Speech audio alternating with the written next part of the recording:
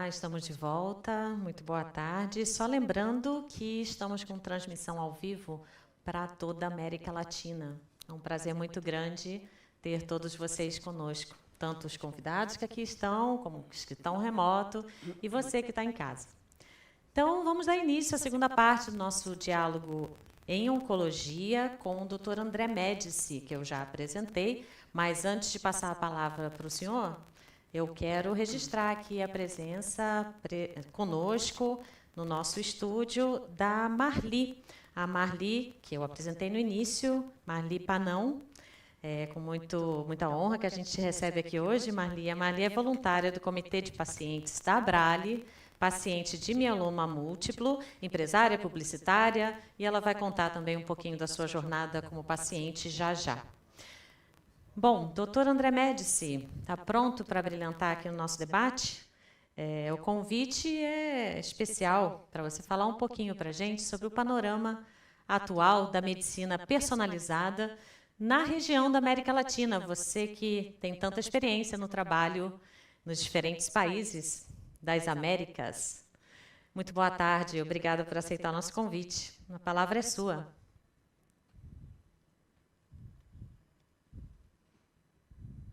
Prazer estar aqui com vocês e tudo, e eu ouvi as apresentações anteriores do Dr. Rodrigo, Dr. Paulo, fiquei encantado com as apresentações, de muito boa qualidade, muito bem definidas. Eu acho que do ponto de vista conceitual, né, foi bastante claro. Eu não preciso efetivamente falar nada sobre isso, mesmo porque minha contribuição em relação aos conceitos de medicina personalizada ou medicina de precisão não acrescentaria muita coisa, porque eu não sou médico, não é a minha especialidade. Como economista e como administrador, eu acho que basicamente a minha contribuição poderia ser alguma coisa basicamente em outra linha, né, no sentido de que vocês solicitaram, ver basicamente como é que é o panorama da penetração desse tipo de tecnologias, de técnicas, dentro dos países da América Latina. E, basicamente, eu gostaria de compartilhar com vocês os achados de uma pesquisa que foi feita em 10 países da região. Então, eu vou colocar aqui alguns slides, né, para vocês. Eu queria também dizer que esses slides eu estou colocando em espanhol, porque eu já participei antes, junto com o TJCC e com a Abrale, de outro encontro da Aliança Latina. E a minha impressão, basicamente, nessa época eu fiz uma apresentação em espanhol, que eu tenho feito muitas apresentações também para países da América Latina. Nesse caso, então, eu coloquei os slides em espanhol, mas eu vou fazer a apresentação basicamente em português, que eu acho que seria mais fácil para todos nós também entendermos, e existe tradução simultânea. Então, vai ser basicamente essa ideia. Então, eu vou tentar compartilhar meus slides. Vocês me dizem se vocês estão de alguma forma vendo os slides aí. Vamos ver aqui.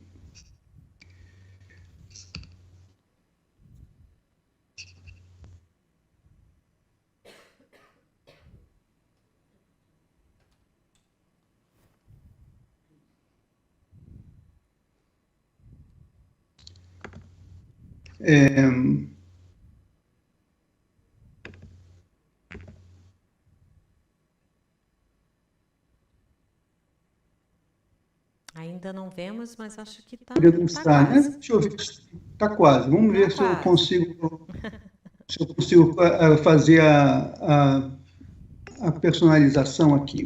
Vamos ver.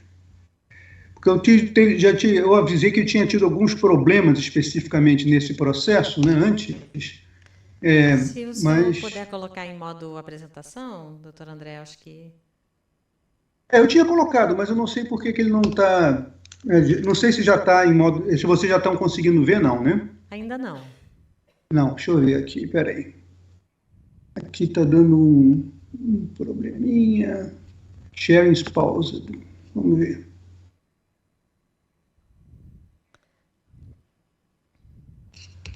Enquanto isso, só para lembrar, você que está aí do outro lado, manda suas questões pelo nosso chat. Nós temos... E o doutor André, você nem começou ainda a sua exposição, mas já tem umas 3 perguntas aqui interessadas a você. Que ótimo. Vamos ver o que está acontecendo aqui, que eu não estou conseguindo fazer o share dos slides, que eu tinha feito antes. Agora, vamos ver se agora vai. Vamos ver. Vamos lá, estamos na torcida.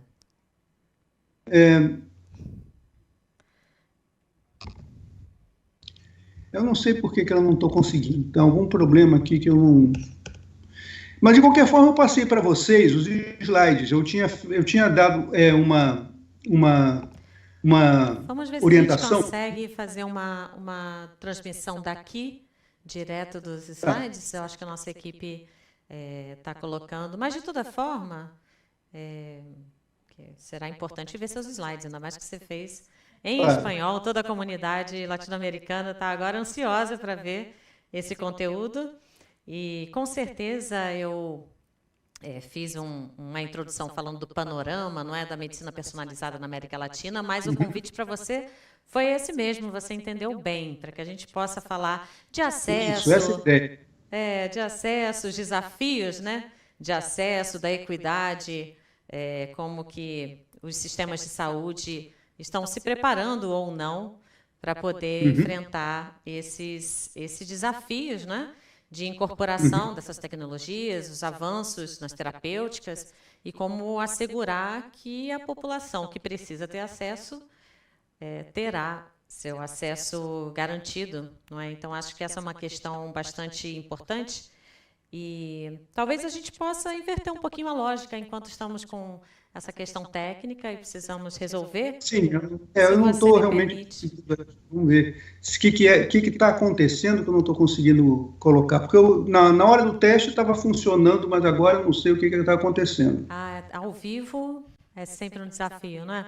Pode acontecer de tudo. Deixa eu ver aqui. Novamente... Porque ele está em modo de apresentação, mas ele não está abrindo o trail, não sei por quê. Doutor André, eu não sei se a gente poderia, então, como sugestão, inverter um pouquinho, eu já abri com uma primeira questão que é bastante abrangente, e de repente já dá um start para a sua fala enquanto a gente tenta resolver os slides. O que você acha? Eu acho que sim, pode ser, claro. Vamos fazer assim, mas vamos ver se... eu tinha passado, de qualquer forma, para vocês os slides para poder ver se conseguia abrir, mas vamos ver. Vamos lá. Vamos lá, então. Acho que agora vai dar certo, viu? Acho que a gente vai conseguir projetar. Okay. Nós vamos fazer a projeção direto daqui. O senhor só sinaliza, então, quando for conveniente passar os slides. Olha, maravilha, conseguimos. Ótimo. Já está, né? Já está. Perfeito. Então tá. Bom, então aí poderia talvez centralizar um pouquinho mais, porque eu não sei se está dando para apresentar todos os slides. Bom, aqui está perfeita a transmissão. Não sei se o senhor consegue ver. Sim. Não, eu acho que sim. Vamos ver aqui se eu consigo fazer a apresentação de qualquer forma. Bom, então nós estamos aqui no slide 1, não é? Isso que seria basicamente os temas que eu vou tratar. Uma das questões que eu acho que é importante colocar aqui, né, que realmente a medicina personalizada, né, ela tem um imenso potencial. Isso basicamente nas apresentações do Rodrigo, do Paulo, ficou bastante claro. Agora, quais são os desafios que a gente tem especificamente no caso da América Latina, né? Então, basicamente a gente tem que pensar que existem alguns pré-requisitos institucionais para o desenvolvimento da medicina personalizada para a sua aplicação. Que pré-requisitos são esses? Primeiro, a ideia de se ter uma informação em saúde. É necessário que a estrutura de informação em saúde, ou seja, os dados, a infraestrutura tecnológica, o conhecimento técnico, né, eles são todos essenciais para o desenvolvimento da atenção médica personalizada. Então, se a gente não tem um bom avanço da base técnica, da parte específica de IT, né, Information Technology, é muito difícil que se tenha especificamente a possibilidade de sua implementação, ou a sua implementação vai ser bastante precária. Então, essa seria uma primeira questão que é importante. A segunda é o desenvolvimento dos próprios serviços de saúde, né? É necessário que se tenha uma estrutura de serviços de saúde que tenha processos de planificação e organização e entrega de serviços que possam, de alguma forma, impulsionar a existência da atenção médica personalizada. Isso seria uma questão muito importante dentro desse processo. Também é necessário que você tenha tecnologias personalizadas, ou seja, a medicina personalizada existe não só toda uma infraestrutura específica de pesquisa genética e genômica, né, mas também novos dispositivos, aplicativos, plataformas e também mecanismos pelos quais se possa avançar no reembolso especificamente desses procedimentos, que são procedimentos que têm processos que têm que ser reembolsáveis, não através de tabelas de procedimento, como a gente tem no caso do Brasil, a IAGAL, ou Fee for Service, como se fala internacionalmente, mas através de estrutura de reembolso por performance, por desempenho, né? Porque ela tem que basicamente atender determinados tipos de processos onde a performance, o resultado é muito importante.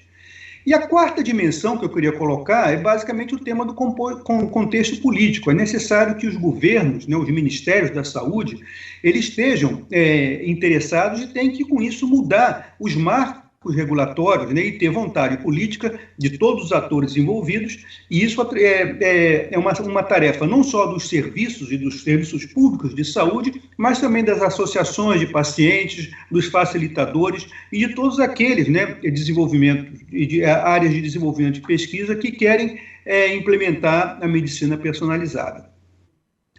Bom, o que eu vou, na verdade, compartilhar com vocês é uma pesquisa que foi feita, né, em 2021, portanto, ela é bem recente, através de um grupo que se chama Future Proofing Healthcare e junto com o Instituto de Estudos do Futuro de Copenhagen, né, que é uma instituição que tem feito vários tipos de pesquisa nessa linha. Essa pesquisa foi feita em 2021 em 3 regiões do mundo, né? Na Europa, ela foi feita em 33 países. Na região da Ásia e do Pacífico, ela foi feita em 11 países, né? E na América Latina, ela foi feita em 10 países. E o objetivo seria, basicamente, medir a capacidade, utilizando essas 4 dimensões que eu defini antes, né, para implementar a medicina especializada. Então, através disso daí, eles criaram um índice que eu estou chamando aqui de IAMP, né, que é o Índice de Atenção da Medicina Personalizada, que mede essas 4 dimensões, né? E ele varia, esse índice, de 0 a 100, né, que corresponde à plena capacidade.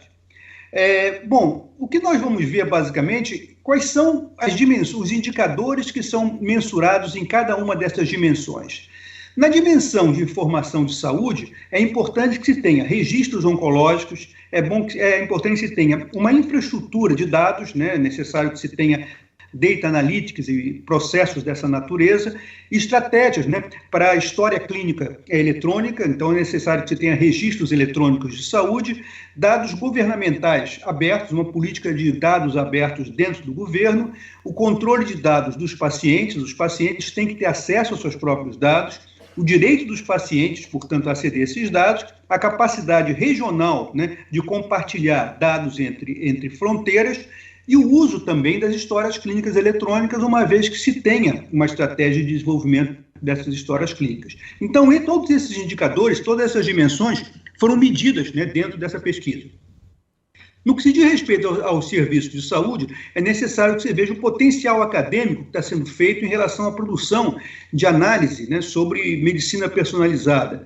Temas de equidade de acesso, como é que esse acesso está sendo equitativo. A questão de pautas baseadas em evidências, em provas clínicas e assim por diante, né? A existência de profissionais de saúde, médicos que estejam ligados a essa área, né, de genômica, de oncologia geneticista e assim por diante. Os gastos em investigação e desenvolvimento, em pesquisa e desenvolvimento, a qualidade e acesso aos registros e os temas de telesaúde, telemedicina, porque eles são fundamentais dentro desse processo.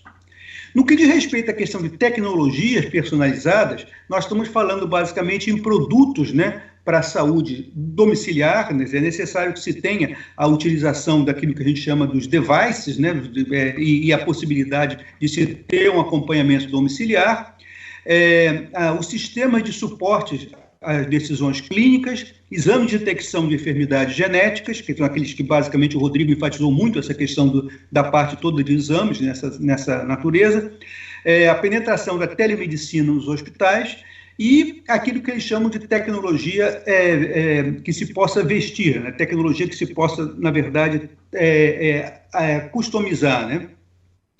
E tem, por fim, o contexto político, que é muito importante, que seria basicamente o acesso à educação digital, as considerações sobre a ética e a inteligência artificial e a genômica, a digitalização dos serviços públicos, as políticas sobre genômica, coberturas de saúde, né, que estejam acessíveis a toda a população, o acesso à internet, iniciativas relacionadas ao tema de inteligência artificial, uma política de inteligência artificial, associações entre o setor público e privado, isso é fundamental que se tenha colaboração entre os dois setores, o aumento dos fundos e a mobilidade social. Bom, dentro dessas 4 dimensões e de todos esses indicadores que foram medidos aqui, nós podemos dizer que essa pesquisa, nesses países, ela fez uma análise bastante detalhada de cada um. Então, nós podemos falar sobre isso durante horas. Eu vou só pegar algumas pinceladas que são importantes para definir a questão dos países da América Latina.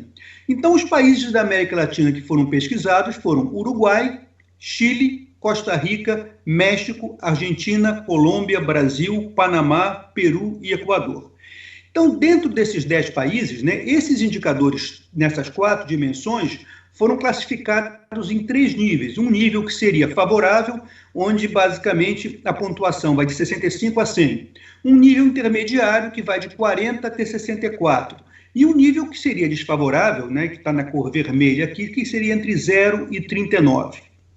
O que nós vamos ver basicamente aqui é que dentro dessa perspectiva, o país que teve o melhor desempenho especificamente foi o Uruguai, né? E o Uruguai se destaca, né, basicamente porque ele tem um contexto político muito favorável, né, mas tem basicamente um desenvolvimento intermediário em formação de saúde, serviços de saúde e tecnologias personalizadas. Em segundo lugar estaria o Chile, que tem mais desenvolvimento na área de tecnologias personalizadas. Em terceiro estaria a Costa Rica. Depois disso vem o México, que está em uma posição intermediária nas 4 dimensões. E a partir daí começam a aparecer países com áreas que estão ainda desfavoráveis no desenvolvimento. A Argentina, por exemplo, tem uma área desfavorável, que é o tema da informação em saúde. A Colômbia tem a área de serviços de saúde que não são basicamente completos. O Brasil tem 2 áreas, que é o tema de tecnologias personalizadas e do contexto político, que não avançou muito, né? O Panamá tem o tema de serviços de saúde e o Peru, né, o tema basicamente de serviços de saúde e de tecnologias personalizadas. O Equador também, com termo de contexto político. Então, seria basicamente essa classificação, né, que a gente tem, que vai, a pontuação máxima foi do Uruguai, em torno de 66, e a pontuação mínima foi basicamente a do Equador. Então, o único país que, na média de todas as 4 dimensões, teve uma perspectiva favorável desses 10 foi o Uruguai. E teve 2 países que ficaram com uma perspectiva média, basicamente negativa dentro desse processo, né, que foi especificamente o Brasil, né, o Panamá, na verdade 4, né, o Brasil, o Panamá, o Peru e o Equador. Aqui essas cores deviam estar diferentes daqui, mas na verdade seria essa perspectiva que se tem. Então, vamos analisar, né? Eu não vou analisar todas as dimensões, mas vamos analisar algumas dimensões especificamente desse índice que aconteceu. Quando a gente pensa, por exemplo, em termos de registros oncológicos, né? Basicamente, a gente vê que os países que têm a situação melhor é a Costa Rica e o Uruguai. O Brasil está uma situação intermediária, mas também é favorável, ele está com uma pontuação 70, mas você tem 2 países que têm uma pontuação muito baixa, o México e o Panamá. No que diz respeito às estratégias de história clínica eletrônica, né, dos registros eletrônicos de saúde, você tem também Costa Rica, Panamá e Uruguai numa situação boa. Mas os outros países têm um divórcio muito grande, tem uma pontuação toda negativa. O Brasil, por exemplo, junto com Chile, com Colômbia, Peru, são países que não avançaram muito ainda, tem em torno de 20, e pior ainda a Argentina, o Equador e o México, dentro dessa dimensão que foi feita.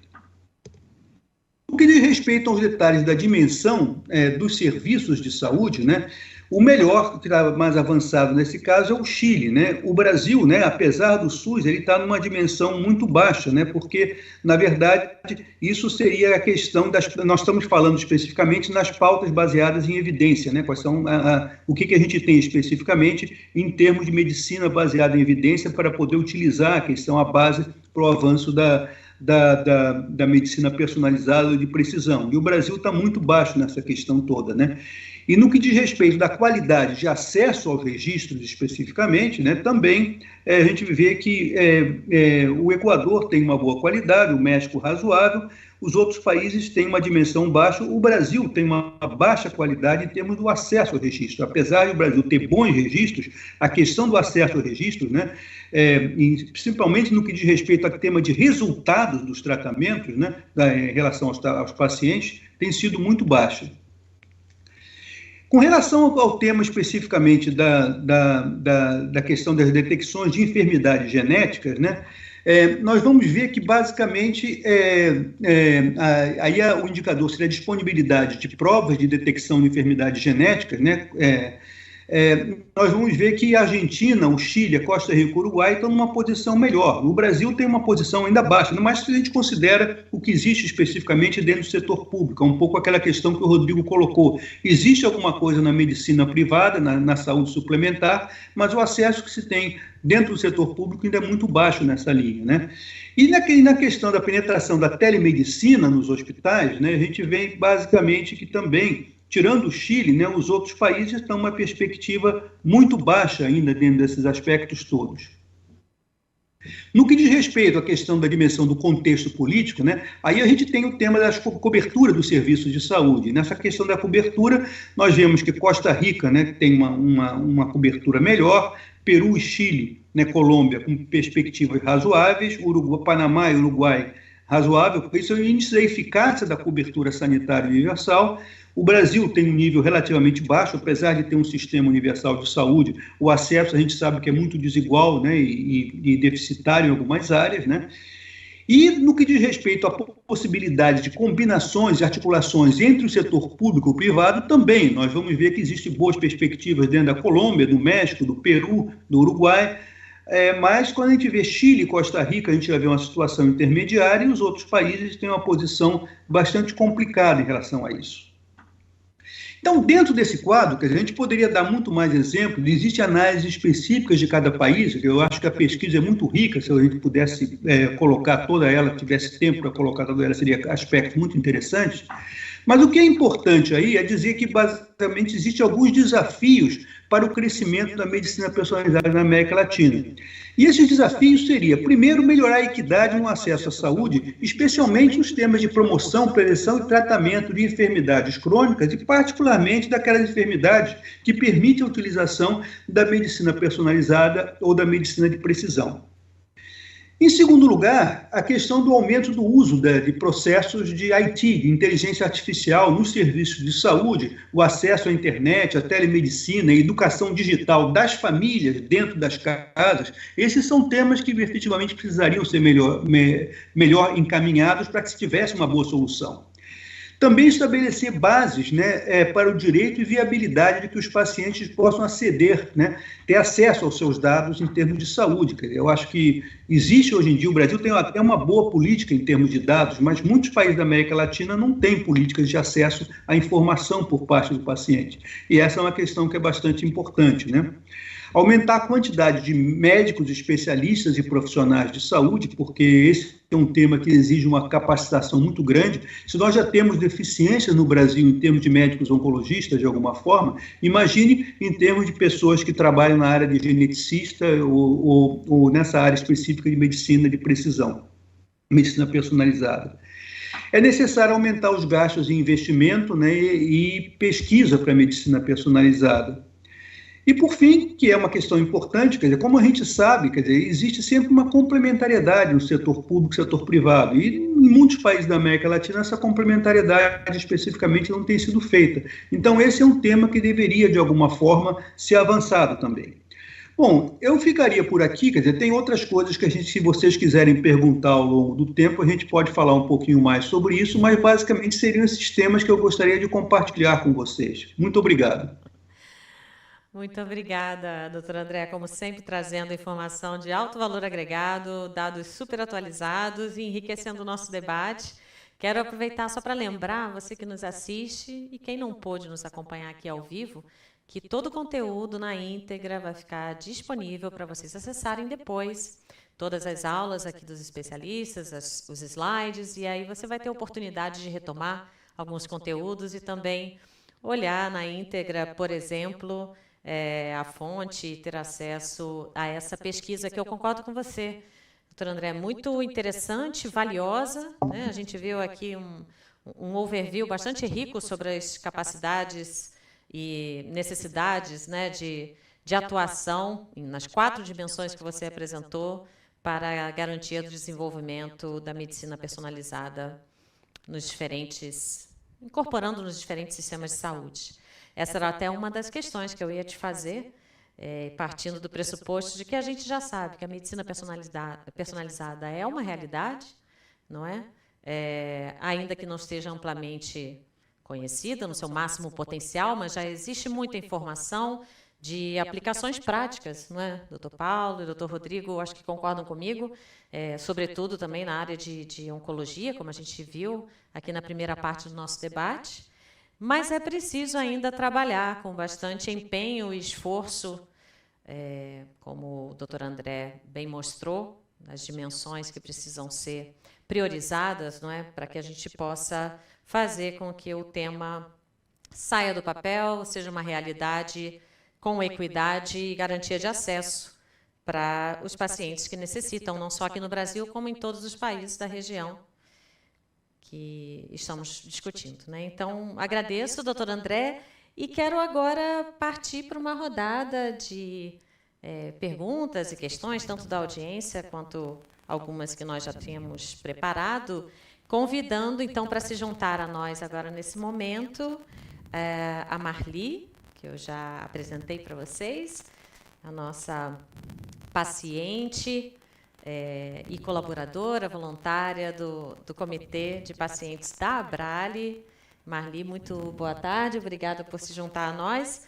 E a Melissa, a enfermeira convidada, enfermeira especialista em oncologia, gerente da área de apoio ao paciente da Abrale, que então, nesse momento, vão receber algumas perguntinhas, para a gente abrir aqui o debate, agora trazendo, né, a voz do paciente e também um pouco da vivência na prática sobre o tema, na prática das associações, né, de pacientes. Então, Marli, muito boa tarde.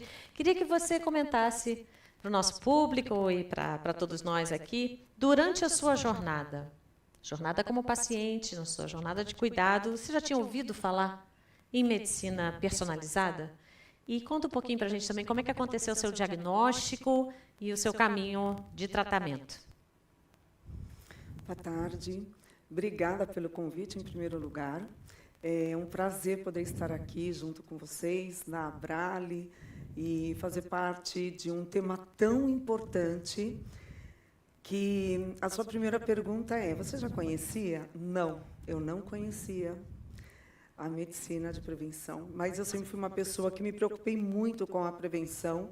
Eu sempre fiz os meus check-ups, no máximo a cada 6 meses, durante muitos e muitos anos, e eu tive uma surpresa no meio de uma simples consulta, que eu fui acompanhar o meu marido, era um médico que não tinha absolutamente nada a ver comigo, era um reumatologista, que meu marido precisou passar, e eu pedi para ele alguns exames. Falei: doutor, me passa alguns exames também, já estou aqui, eu já faço o meu check-up semestral, né, com o senhor, por que não?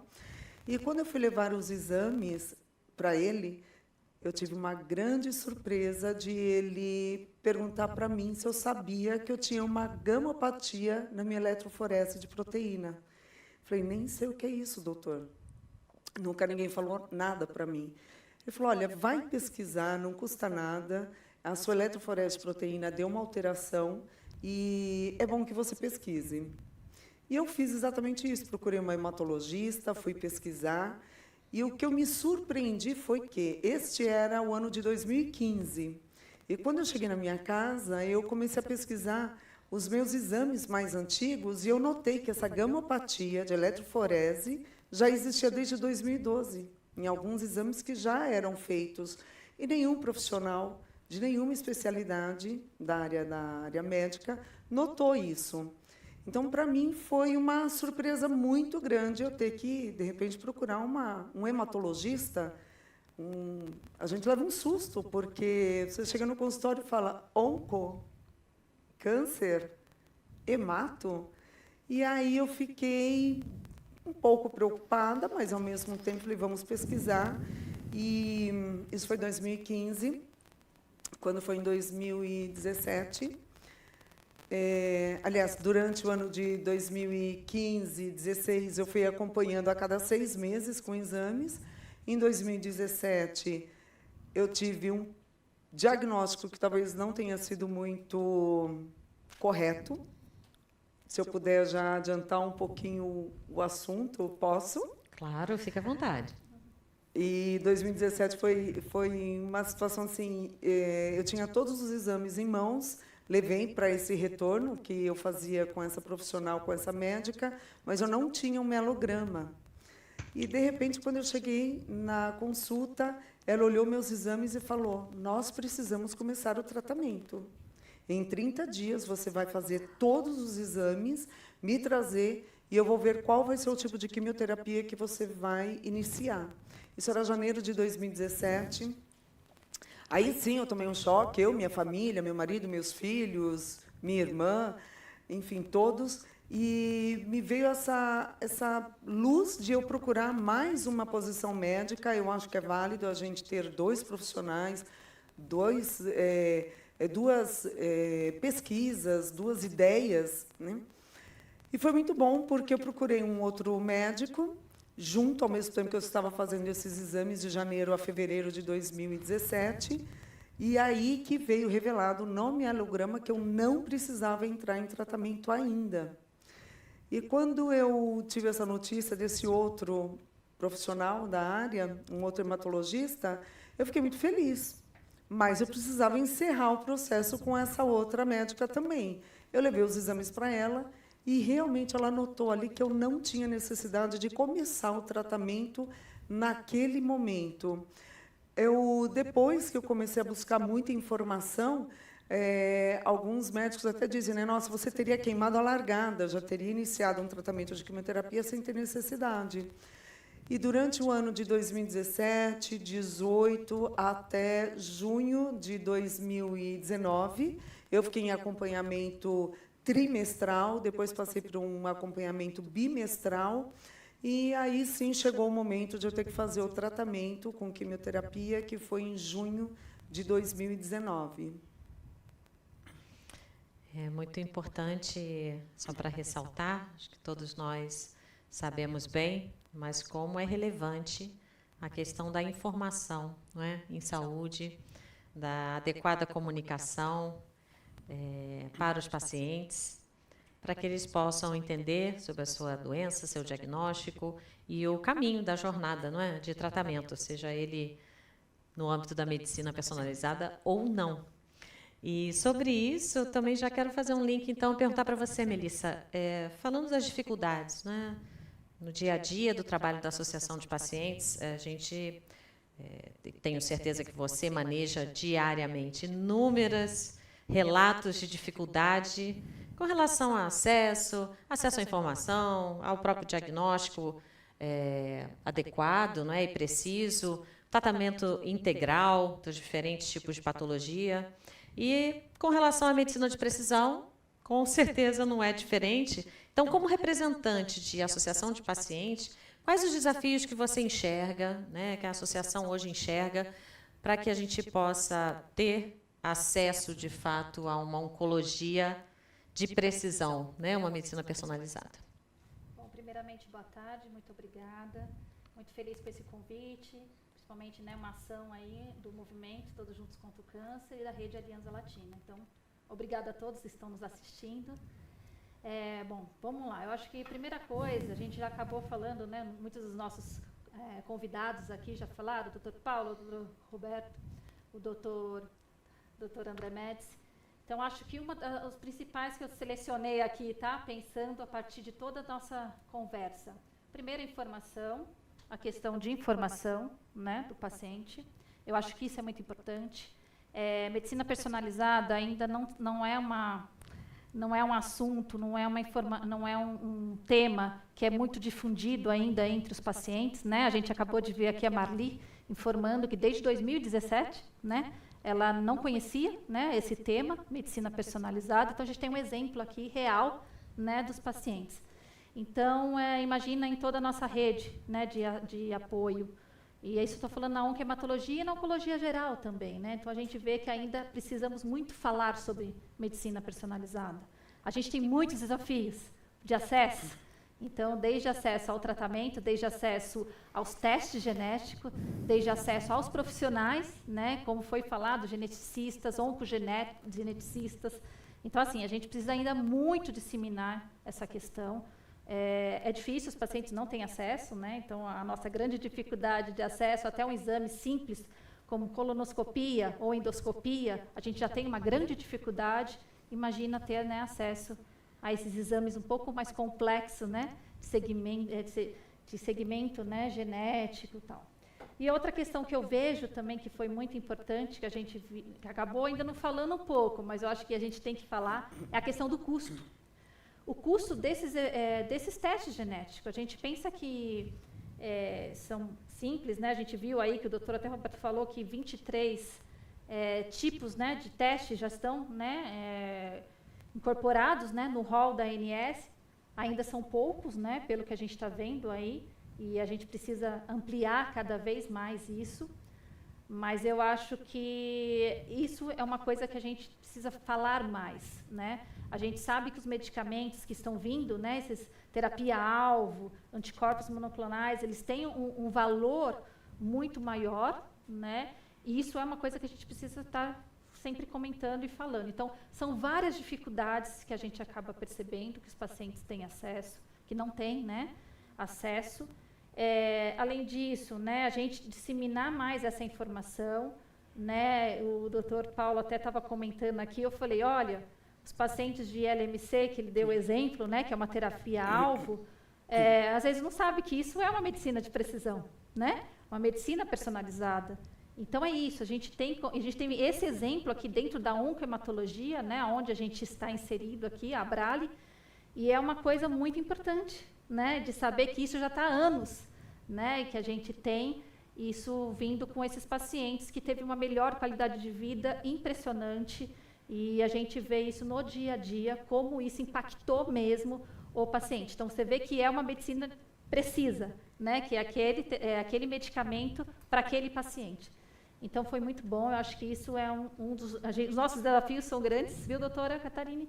Mas eu acho que isso é uma das coisas que a gente precisa estar discutindo mais entre aqui os especialistas e principalmente os nossos pacientes.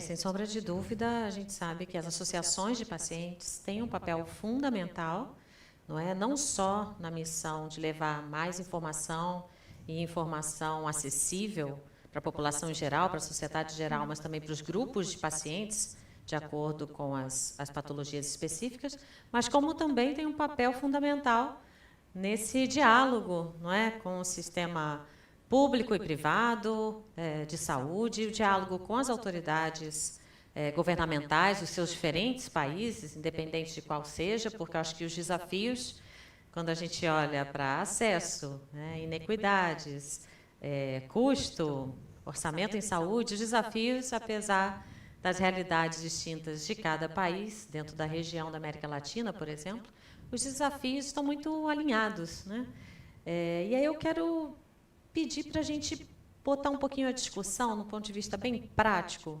doutor Paulo, pegando como exemplo o mieloma múltiplo.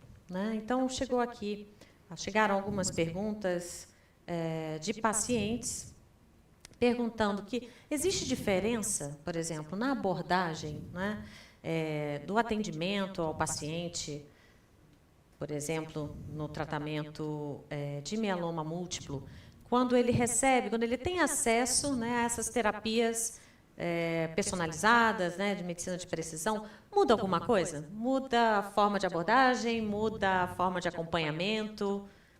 Muda, não muda? E como muda?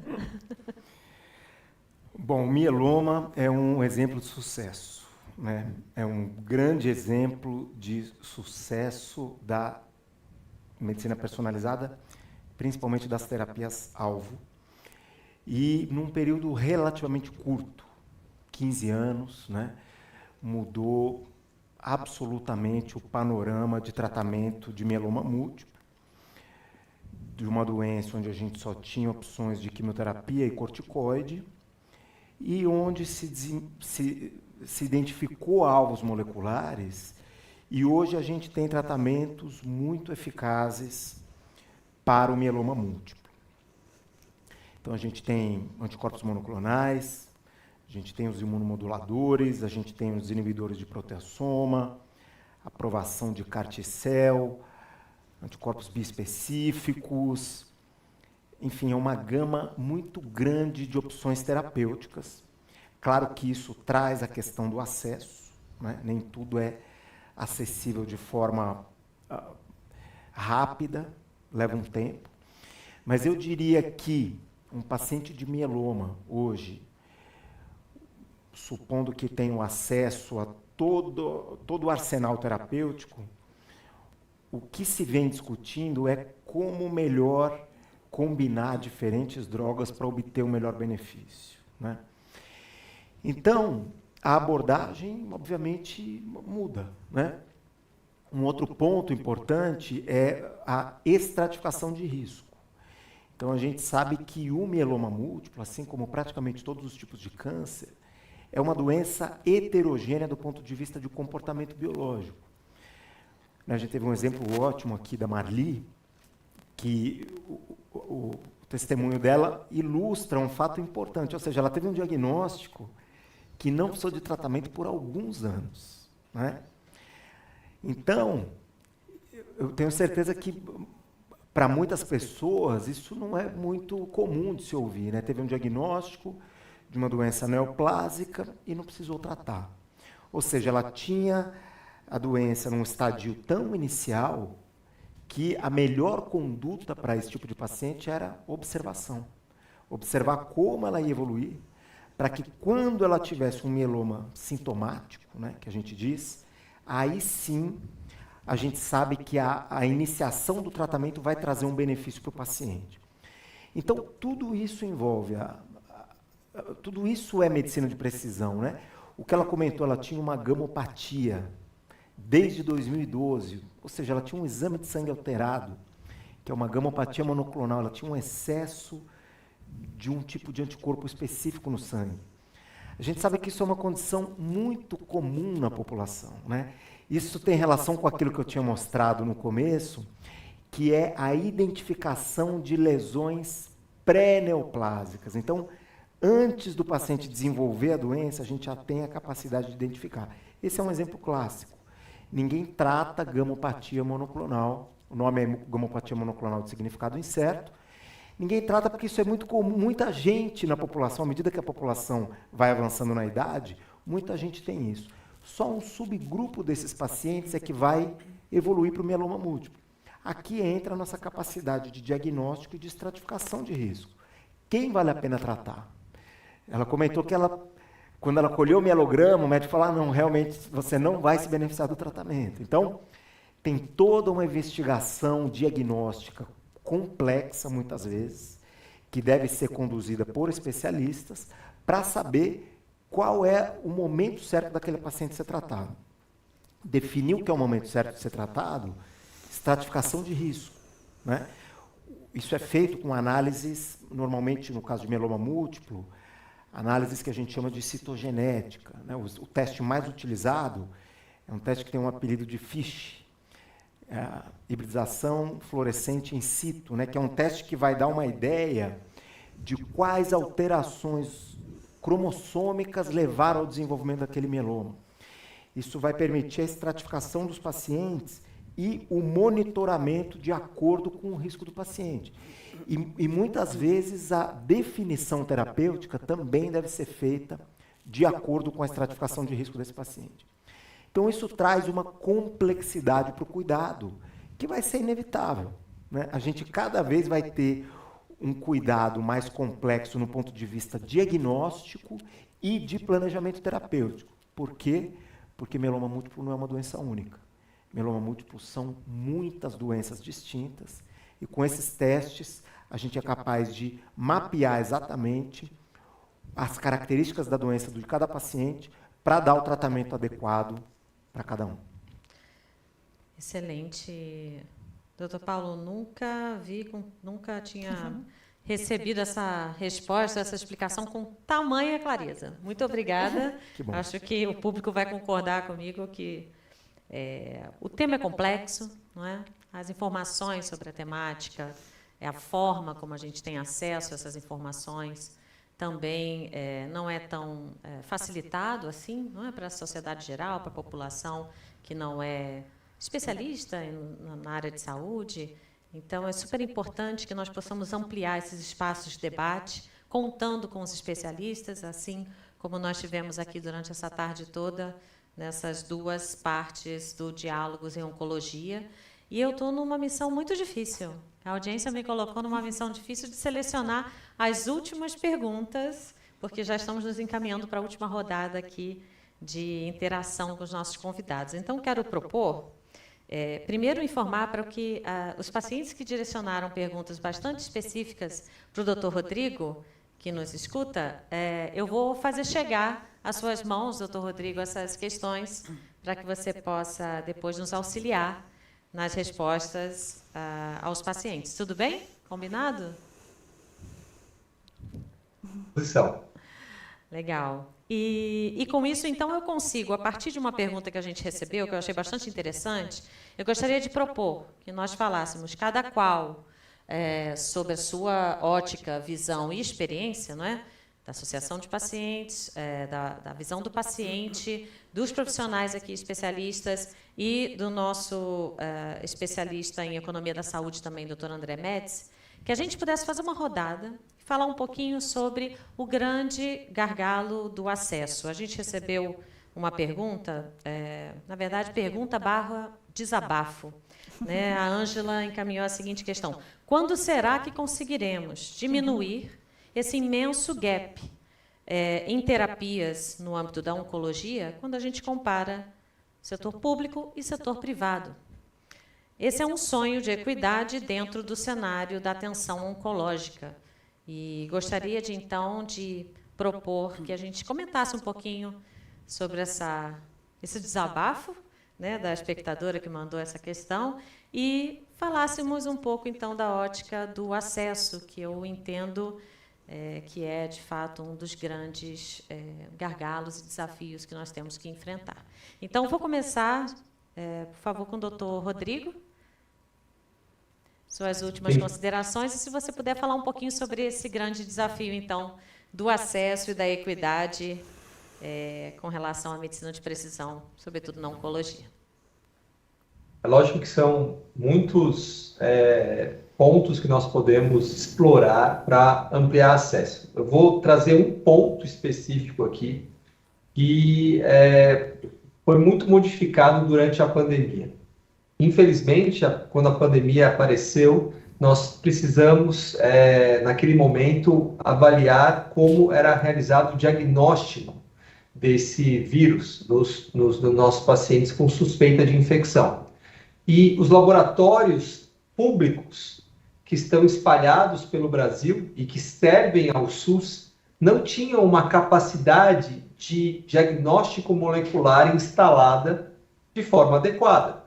Nunca havia sido necessário, nunca havia sido feita essa pressão tão grande. Então, durante a pandemia, houve aquisições de máquinas de sequenciamento genético e essas máquinas elas foram distribuídas por todo o Brasil. Mais de 20 máquinas de sequenciamento de nova geração foram adquiridas e espalhadas pelos laboratórios centrais do Brasil. O que aconteceu? Quando essas máquinas chegaram a esses respectivos lugares, equipes foram treinadas a utilizá-las e uma série de contratos de aquisição de insumos foram realizados.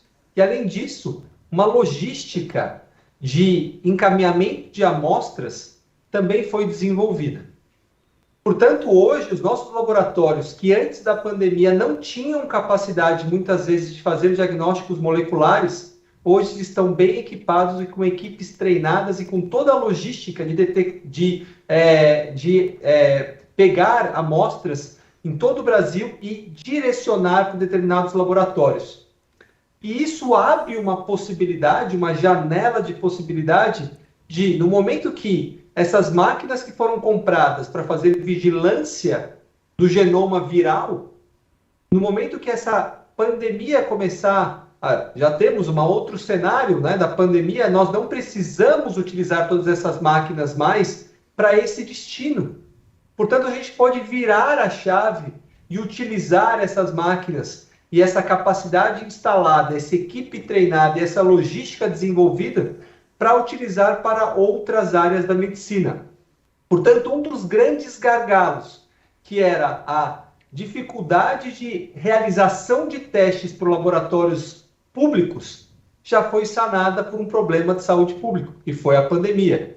E agora a gente precisa aprender a utilizá-las, essas máquinas, essa capacidade instalada, e não deixar acontecer o que aconteceu com os nossos estádios de futebol após a Copa do Mundo, que foram muitos deles sucateados por falta de uso. E eu espero que esse seja um dos primeiros passos que possa facilitar o acesso desse tipo de terapia para os nossos pacientes no sistema público de saúde. Com certeza, doutor Rodrigo, muito interessante isso que você compartilhou. E é isso, saber aprender com as experiências práticas, não é? Sejam elas circunstanciais ou pandêmicas ou não, boas experiências podem ser replicadas, utilizadas e impactar positivamente na organização dos sistemas de saúde para tentar reduzir esses gaps. Agora, doutor André, mas antes de o senhor falar suas considerações finais e tentar trazer sua reflexão sobre a questão do acesso, só rapidinho, chegou uma questão aqui bem objetiva do Anderson Souza com relação ao estudo que o senhor compartilhou conosco. Ele foi realizado no setor público, privado ou em ambos? Doutor André? Olha, obrigado. Eu acho que, bom, a primeira questão é que o estudo foi realizado em ambos os setores. Foram basicamente todos, foi uma amostra, né, basicamente de áreas específicas que usam a questão da medicina personalizada, medicina da precisão, mas em ambos os setores, público e privado, e também trabalhando com as interações. Então, ela foi bastante completa, a pesquisa desse ponto de vista, né? Agora, eventualmente, ela reflete um pouco a realidade dos setores, dos países, onde é maior a presença de acesso ao setor público ou de setor privado. No caso do Brasil, por exemplo, a gente tem 75% da população totalmente dependente do SUS. Então, obviamente, o SUS teve um peso maior, né, do que especificamente a saúde suplementar, que trabalha só com 25% da população. Agora, eu acho que existe uma questão que é fundamental, quer dizer, porque realmente, quer dizer, como o Rodrigo demonstrou essa questão, é lógico que você tem hoje em dia questões que mostram claramente que a medicina personalizada, a medicina de precisão e sua aplicação no câncer, ela pode economizar recursos, ela pode fazer especificamente com que você deixe de ter desperdício em determinados tipos de tratamento, que são tratamentos que não são efetivos e que levam a um consumo muito exagerado de pacientes em suas fases terminais. Se você puder utilizar isso dentro de uma combinação de aspectos específicos com diagnóstico precoce, uma série de outras coisas, né? Eu acho que tudo isso é muito importante ser colocado dessa forma. E o que está por trás do tema específico do acesso é esse, porque é lógico que o Brasil ele gasta pouco em saúde, gasta pouco em câncer, e todos nós sabemos disso, né? Mas o problema do Brasil não é só que ele gasta pouco, é que ele gasta mal. A gente tem que ter, especificamente, uma boa combinação para que a gente possa aumentar a eficiência do gasto, aproveitando essas janelas de oportunidade, dando o treinamento técnico necessário, fazendo a informação adequada para que toda a população conheça e tenha especificamente conhecimento de como pode aceder e colocando especificamente o melhor uso desses recursos para que eles possam não ficarem com capacidade ociosa e uma série de coisas desse tipo que hoje em dia existem em determinadas áreas pela falta de conhecimento e pela falta de utilização. Então, eu resumiria dessa forma, é necessário ser mais eficiente no uso dos recursos e nesse sentido, a medicina de precisão, a medicina personalizada, ela é uma forma de tornar mais eficiente o tratamento tratamento de câncer, dar mais oportunidade aos pacientes e fazer com que, efetivamente, esse acesso seja colocado através de uma comunicação adequada. Agora, se é necessário investir mais em tecnologia de informação, em acesso à internet, à telemedicina, todas essas coisas que vieram junto com a pandemia, é óbvio. E essa é uma questão que a gente tem que aproveitar também para poder fazer e avançar nessa linha. Sem dúvida. Aproveitar e dar foco, não é? Foco prioritário. Claro. Porque senão a gente não sai do lugar. E assistir a evolução da biotecnológica é incrível, mas quando a gente traz para a prática, não é? E aqui na presença da Marli, representando a voz do paciente, e da Melissa, da associação, então eu trago para vocês a mesma questão. Como é importante, né, esse olhar sobre o acesso e a equidade no âmbito da saúde, seja medicina precisão ou não, mas esse aqui é o nosso tema de hoje. Então, eu peço que vocês façam rapidamente, compartilhem conosco um pouquinho da percepção de vocês sobre a importância, então, da gente enfrentar esse grande desafio do acesso mais equitativo. Bom, eu sempre tive essa consciência de pesquisar qualquer situação que tivesse diferenciada no meu corpo. Eu até não tinha comentado antes, mas uma coisa que me incomodava muito era uma dor muito forte na lombar. E isso me perseguia durante muitos anos. E quando eu estava consultando com ortopedistas, eu jamais ia imaginar que eu tinha uma possibilidade de desenvolver um mieloma múltiplo. Então, a atenção que nós, pacientes, e mesmo não pacientes de câncer, precisa ter com o seu corpo, com os sintomas, é muito grande. E quando eu iniciei o tratamento da quimioterapia, que foram 6 meses, 2 vezes por semana, com 3 meses de quimioterapia, comecei a usar o Revlimid 25 miligramas para preparar bem a medula para o transplante, que foi em janeiro de 2020, começou aí a cair minha ficha. E eu pensei, mas por que comigo agora? Porque a maioria das pessoas falavam, é mulher e jovem. Então, quer dizer, se eu tivesse uma situação de conhecimento, e eu sempre fui de pesquisar muito, mas se eu soubesse, há 5 anos atrás, que eu poderia, ou 10 anos atrás, poderia fazer uma pesquisa mais afinada, com uma possibilidade de ter uma doença como mieloma múltiplo, talvez eu sairia bem na frente. Então, o que eu acho que os pacientes, e não pacientes oncológicos, eu tenho 2 filhos, já tenho um netinho, eu sempre falo para eles, pesquisem, façam pesquisas antecipadas, andem na frente, porque é necessário a gente andar na frente, sim. E principalmente por ter um caso na família, né? Que é no caso da minha família, por exemplo, não significa que eles terão, mas até um momento eu estava ajudando uma paciente, porque no comitê a gente atende e acolhe vários pacientes, e ela falou, eu preciso ser estudada. Eu tenho mieloma múltiplo, mas o meu pai teve, o meu tio também teve. E eu até busquei informação aqui na Abralho, eu falei, existe isso? É possível? Realmente, depois fui entender que existe essa possibilidade, existem estudos. Então, a minha dica para os pacientes e não pacientes, se puderem ter essa medicina, essa possibilidade de andar na frente com as pesquisas e com a sua saúde, faça. Não espere acontecer. Faça com que você tenha uma qualidade de vida lá na frente, mesmo que talvez você não consiga fugir do percurso de ser um diagnóstico positivo ou não. Mas eu estou encantada com tudo isso que eu aprendi aqui hoje e vou duplicar muito mais para muitos pacientes, para pessoas que eu conheço, pessoas que têm muita dúvida, e pesquisem muito. Não terceirizem a sua vida, a sua saúde. Melissa, muito obrigada, Marli.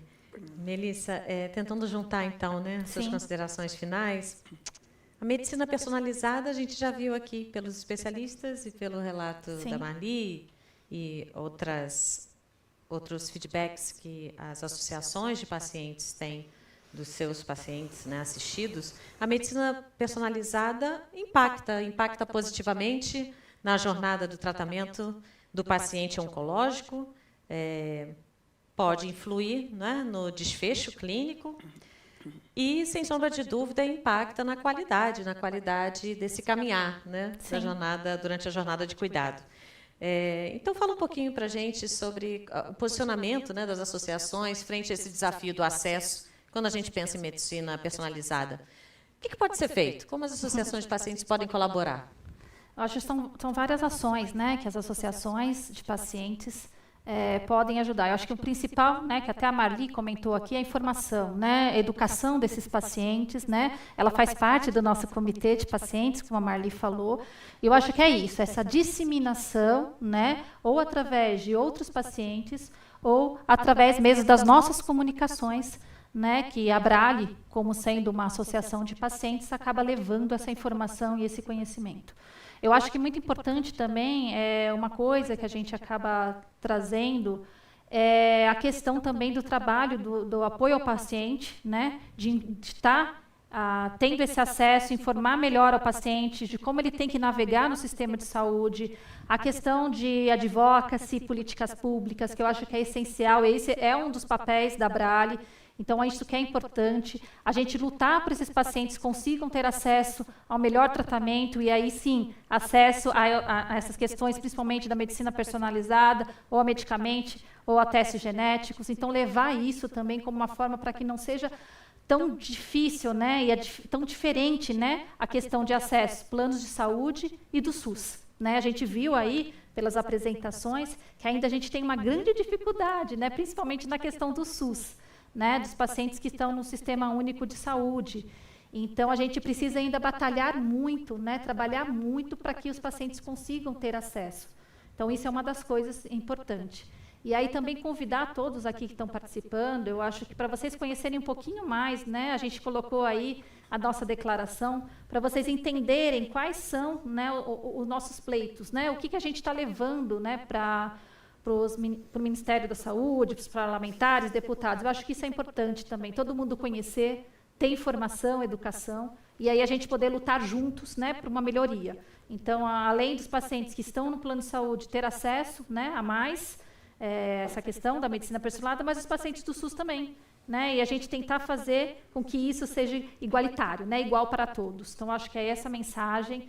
A gente está aqui à disposição, a equipe do apoio ao paciente, a equipe da Brale como um todo, para poder orientar e informar da melhor forma a todos que procuram e que tenham interesse sobre esse tema. Né? Então, a gente está aqui também à disposição para esclarecer.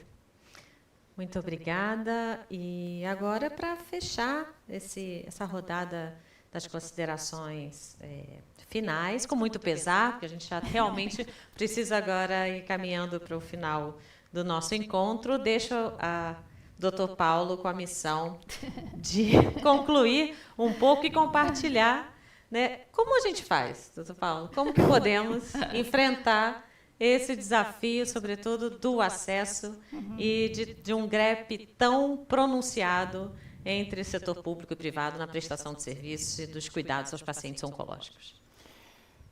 Essa é uma pergunta desafiadora, né? Eu queria dar um passo para trás e dizer que o quadro geral é muito positivo. É muito positivo que nós, como humanidade, tenhamos conseguido encontrar as ferramentas para entender as doenças e gerar novos tratamentos. Então, isso a gente não pode esquecer. Esse é um processo em andamento e a gente ainda vai colher frutos durante muitos e muitos anos.